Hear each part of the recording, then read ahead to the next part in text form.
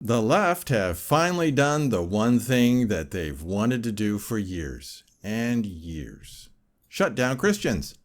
This isn't about left versus right, conservative versus liberal. It's about Christian versus not Christian. And what the left did over the previous weekend has laid bare all of their plans for those who follow Christ. It's also their very own crossing the Rubicon. They cried the die has been cast and went way past the point of no return. They have committed themselves to suppressing your ability to speak, and they can't reverse it. The question is, what do we do about this? And yes, there are things that you can do. Welcome to the Shockcast. I'm John Little, recording in the wee hours of Sunday morning, January 17th, 2021, here in southern Taiwan. And because I'm in Taiwan, I get to record on the 17th so that some of you can watch this on the 16th. Magic, right? Now, before going on, hit like, click subscribe, and whack that little bell. It actually helps. And also, subscribe to the Shock Letter for free at theshockletter.com. You can also find my posts on Facebook and Twitter, and yeah, I'm still tweeting on Twitter. And the links for all of that and more are in the description section below. Most important of all, thank you for praying for this ministry. The world is getting really bad really fast, and I want to make sure that you understand what is happening so that you can serve the Lord in these last days. And now, let's get to today's topic. We knew that this was coming, but it's not all bad. When Friday came around last week, I had a post ready to go, but something didn't feel right, so I paused and waited to see what would happen on Saturday. It gave me a chance to add to what I'd written and clean it up a bit, and as the day wore on and reports of the silencing of Trump and the imminent takedown of Parler increased, I knew that I had to sit on what I was writing and publish it another time. Events had rushed ahead of my writing. By Saturday afternoon, Taiwan time, proof of what the left were planning to do was everywhere. They had already shut down the ability of the United States president to speak directly to the people, and they were about to shut down the only viable alternative to Twitter. And they were doing it in a way that was both thorough and coordinated. It was an appalling act of speech suppression that has little precedent in modern history, and I'm not sure that very many of you understand just how big this is. Yes, you've heard the screeching from the alt-right media, and some of what they've said is a part of how big this is. But unless you understand how the internet really works, you won't really understand why this is so bad. So let's talk about the internet. As you have heard me say, I've been involved with computers since the 1980s, and I've watched the internet take shape. Once it escaped DARPA and academia, every geek on the planet had to get their hands on it, including me. My first website was itmi.com, and I was the first person to create a website for the Jerusalem Zoo, also known as the Tisch Family Zoological Gardens.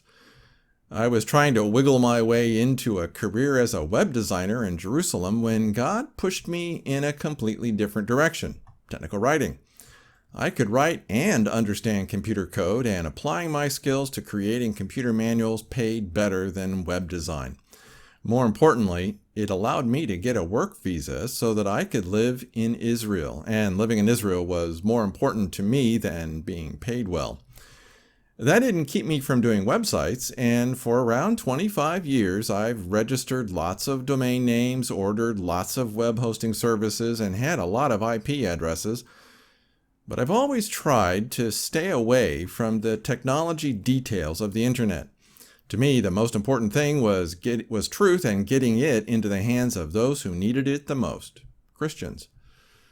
I'm still doing my very best to get truth into the hands of Christians, but I have found myself embedded ever more deeply into the gritty details of the internet. So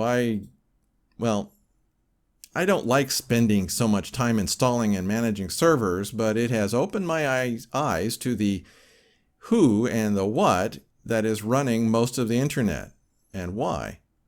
And that's a good thing, at least I think. Once upon a time, the internet was run and maintained by thousands upon thousands of little companies. Now, after years of quote-unquote consolidation, there are just a few big companies along with some tiny ones waiting for their chance to be big. And any one of them can shut you down if they don't like you. If you are a business that wants a no-headache solution that will allow you to grow as fast and as efficiently as you want, you order internet services from Amazon, Google, Microsoft, IBM, or Oracle. If you want to set up a domain name, you go to GoDaddy or domain.com. If you want your customers to find your business, you spend money with Google, Facebook, or Twitter. But what happens when even one of those companies turns off your access to their services? When that happens, you're finished. Done. Yes, there are alternatives to all of those companies, and I use those alternatives myself. But for an organization like Parler, it takes a lot of time and effort to make that switch. Parler had the equivalent of hundreds of servers running on Amazon AWS, or Amazon Web Services. When Amazon shut them down, well, that killed them. Did Google, Microsoft, IBM, or Oracle let Parler switch to their services? No, of course not. What Parler will need to do instead is go to each major data center in the US and around the world and either physically install their own servers or contract with a company to do it for them. They will also need to create data tunnels linking all those servers and be able to quickly install lots of processing and storage capacity for those times when internet traffic peaks. And they will need to do a massive amount of software redevelopment to make all of that work. Amazon Web Services allowed Parler to expand quickly and easily without all the headaches that come with that. So putting everything on AWS seemed like a really good idea, but that left them vulnerable to being shut down. By the way, notice that Twitter uses exactly the same Amazon AWS services, and they have even more hate on their platform than Parler ever did. Will Amazon shut down Twitter? Of course not. But this isn't the end of the story. We also need to look at all the software that a company like Parler would need to purchase or lease to make their service work. What happens if companies like Red Hat, IBM, Oracle, Microsoft, or Canonical, which is Ubuntu, what if they deny you the ability to run their server software? You're forced to go open source, which requires even more support staff to run and operate. I like the open source movement and I use open source software as much as I can, but it's a lot harder to work with and it's not as well documented as closed source software. But we're still not done. What happens when hackers find your IP address and start attacking your servers? I currently have 2 servers and I'm about to build up a third. They are constantly being attacked, usually from China and Iran. And on top of that, a major distributed denial of service attack on my current hosting provider brought down their network and my 2 servers for hours each day over the past 2 weeks. The provider had to invest in extra capacity to handle the attack. Lord willing, OmegaShock will be migrated to a new server that is better protected from such DDoS attacks. The point is that Parler and other free speech social media outlets will need to invest in more and more infrastructure to defend themselves from such attacks. And that costs money. But as I keep saying, there's more. What happens when Android and Apple deny you the right to run on cell phones, like they did to Parler? Most of you are reading this or listening to this on Google, which is Android, or Apple, iOS, on a smartphone. Either of those companies could block your ability to read this article or listen to this podcast or shotcast on your phone. It would not be hard to do, and when they do it, my voice will be even smaller than it is now. Google search is already restricting your ability to find my articles on their search engine, and they've been doing that for years. But there's more. What happens when your web browser decides that you aren't allowed to watch or read certain content? They are already doing that in a small way by requiring that websites allow certain secure connections. But that's just the tip of the iceberg. If they wanted to, major web browsers like Safari, Chrome, and Firefox could literally block your access to a Megashock. And the CEO of Mozilla, maker of Firefox, has hinted that this is exactly what they intend to do. But, and you're getting tired of hearing this, there's more. What happens when you can't get access to the money that you need to pay for all of those services? They are already doing that. Lots and lots of voices have been silenced because banks and electronic transfer companies have shut down access to donations and the ability to sell merchandise. And when funding access is shut off, you die. And as I said, it is already happening. Are you starting to see the point? This attempt to shut us down started years ago, but it has now accelerated. It's also well organized and choreographed, and their goal is to shut off access to any information that does not come from an approved source. They are closing down anyone and everyone who offers you an alternative to the narrative. They're winning, but they're not doing this just because of their ideology. They're also doing it for the money. Do you remember what I said about Twitter and Parler using the same internet service provider? Right. They both used Amazon AWS, or Amazon Web Services. And Twitter actually has many, many times more hate on its platform. Compared to Parler, Twitter is almost the Nazi party. And it should be clear that Parler was also shut down because it became a threat to Twitter's profits. I can't say this with absolute certainty because I do not have access to any intercompany communications. But you would have to be deaf and blind not to see the profit motive that was the #1 decision point. Twitter was going to lose money, so they got Apple and Google and Amazon to shut down the competition. Parler, money always trumps ideology. Never forget that. But it's not all bad news. The good thing is that they are only able to knock out the big players. They've taken down Parler, and they'll eventually get Gab and Rumble and MeWe, and they'll take them down because they're the biggest players in the game of free speech. But they can only take down the biggest players. Who is left after they are gone? Lots and lots of alternatives.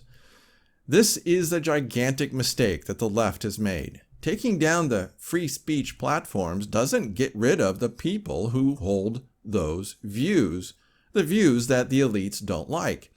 They're still there, and now they're even more upset than ever, and even more determined to share their views with everyone. How will they do that? By thinking small. Parler made the mistake of becoming a nice big target. They put all their resources in one basket and put it all under one roof.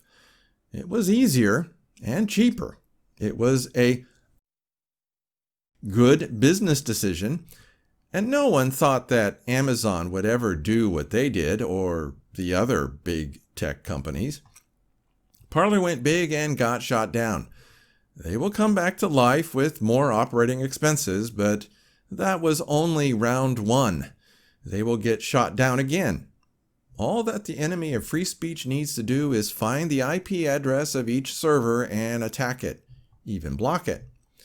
Worse, we've already had a major web browser company talk about doing more to block free speech sites like Parler. The head of Mozilla, the maker of Firefox, said that she wants a new internet that can withstand and gird against these types of challenges. Yeah, the maker of Firefox wants to shut you down. That's right, Parler could do everything right and still get blocked by 99% of all the web browsers that people would use to connect to them. So again, Parler, Rumble, MeWe, and Gab will eventually be closed down permanently. That also means that BitChute, Vimeo, Dailymotion, and Odyssey will be shut down too, or forced to conform. How ironic that pornography sites will be just fine. You can get free pornography, but you can't get free speech. What will you do when that happens? Again, I said that it wasn't all bad news and that there were ways around this, and yes, there will always be ways to get the truth out.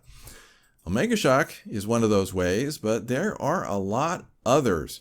However, it means thinking small, and that means looking for smaller alternatives to Twitter and Facebook, or making your own.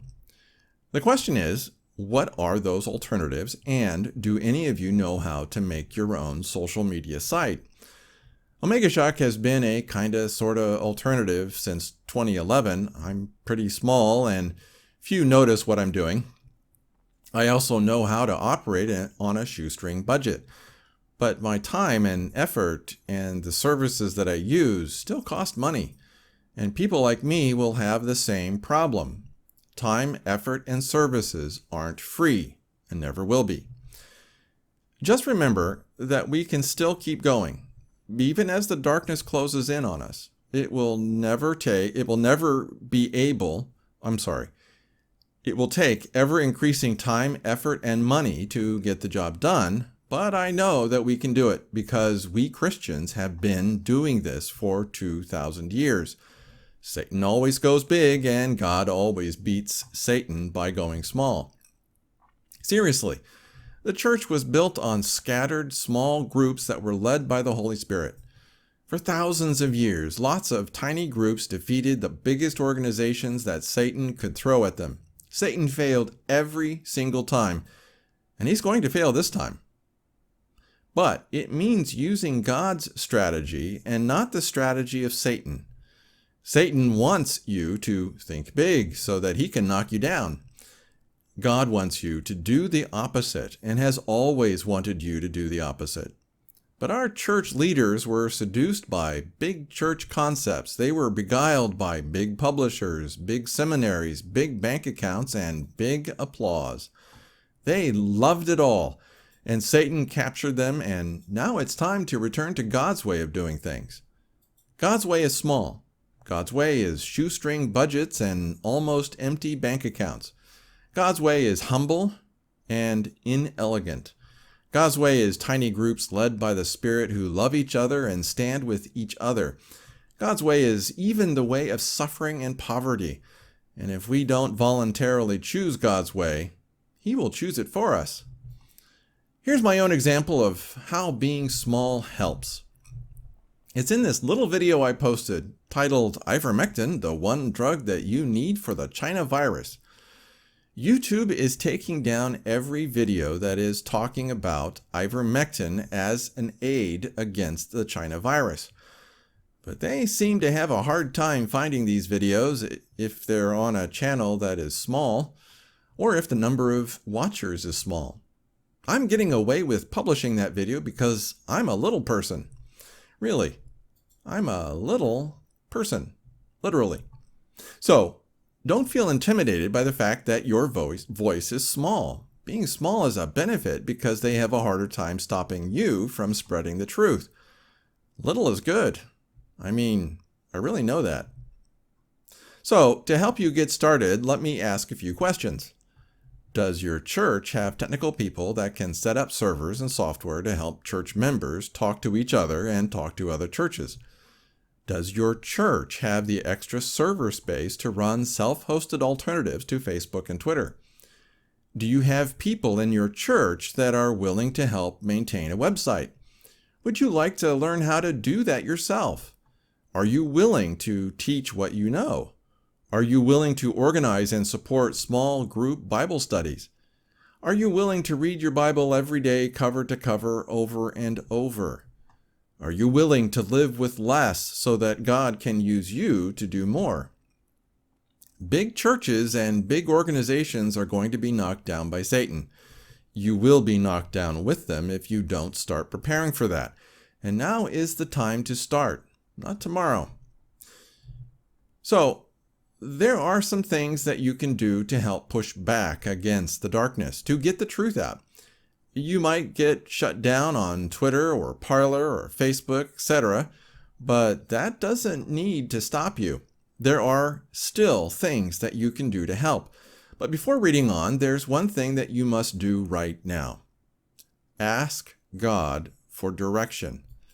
And no, I don't just mean making a simple request.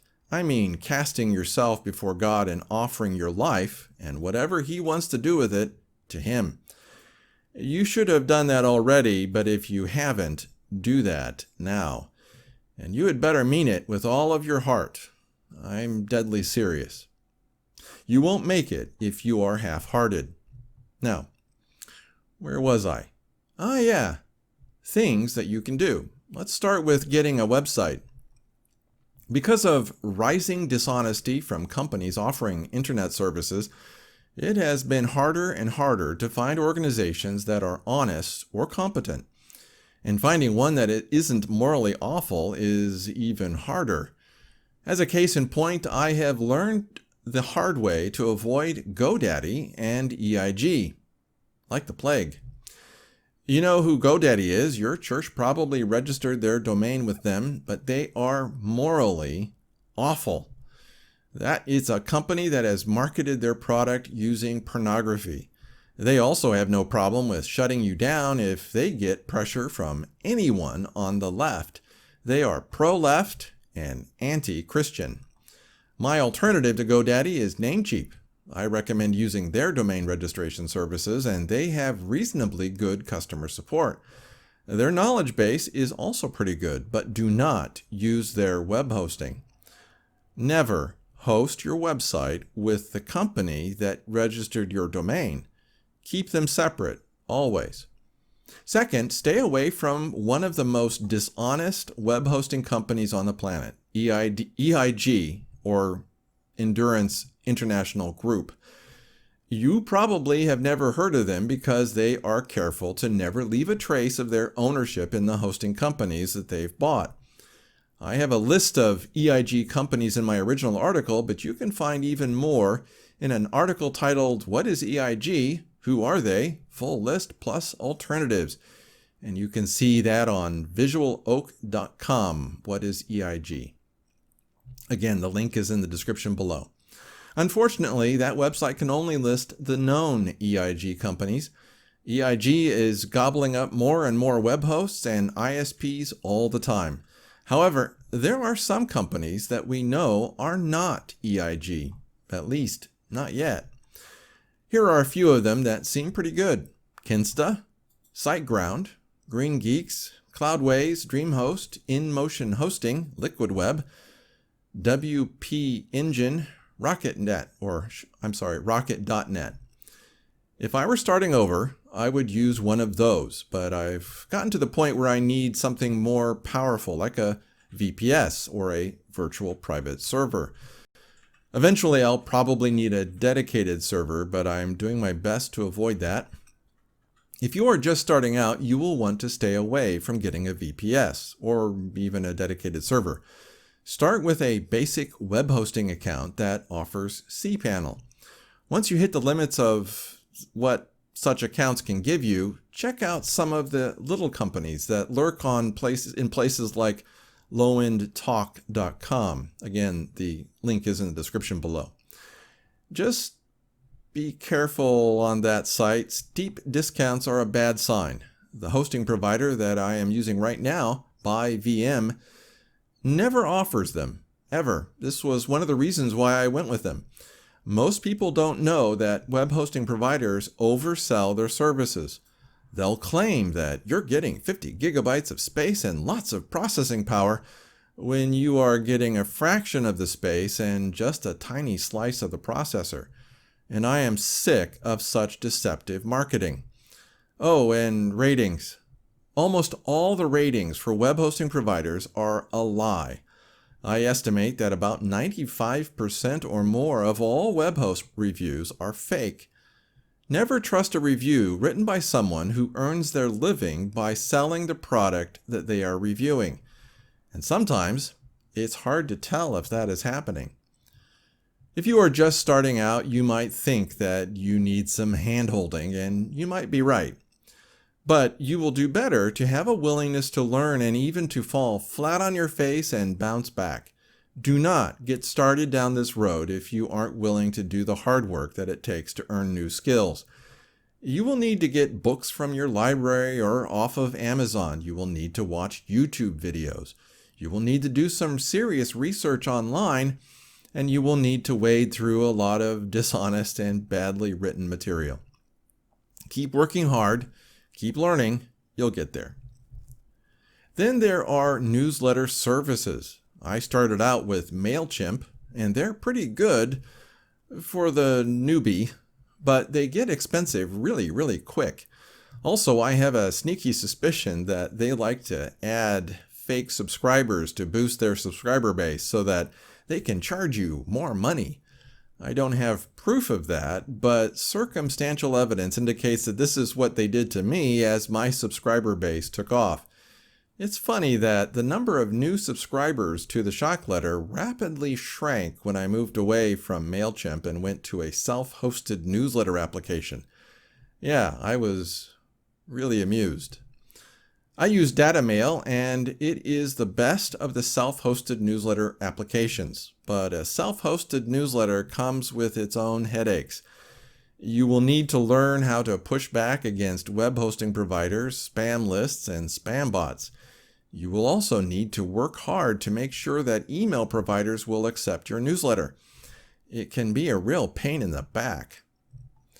DataMail has also an upfront cost as well, so start cheap with MailChimp before moving on to DataMail or any other newsletter applications like it. And yes, I think that you will need an email newsletter if you have something to say and want people to hear you say it. You can also set up a forum of your own or some other alternative to Facebook or Twitter. You can get on YouTube, BitChute, and or Rumble and blast away. You can write your own books and self-publish on Amazon. You can do audio recordings of what someone else has written with their permission and publish that. But whatever you do, get doing it.